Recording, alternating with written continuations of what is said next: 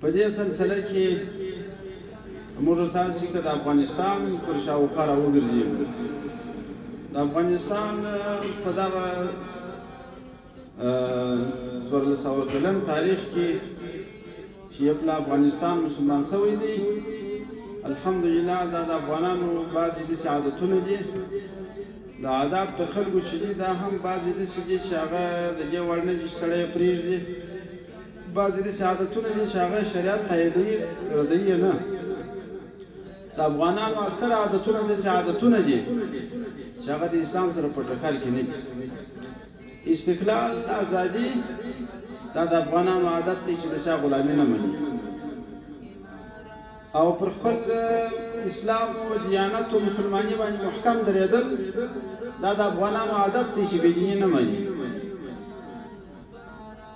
او د بېګانهګانو دلته وخت نه تېرول، بېګانه ته وخت نه ورکول دا د افغانانو عادت دی. او خپل د ناموس، د حیا ساتنه، غیرت، ایمانداری، جرأت دا د افغانانو عادت دی. بې غیرتیا یې نه د عادت، عیاشي یې نه د عادت، د پردیو خویونه یې نه د عادت.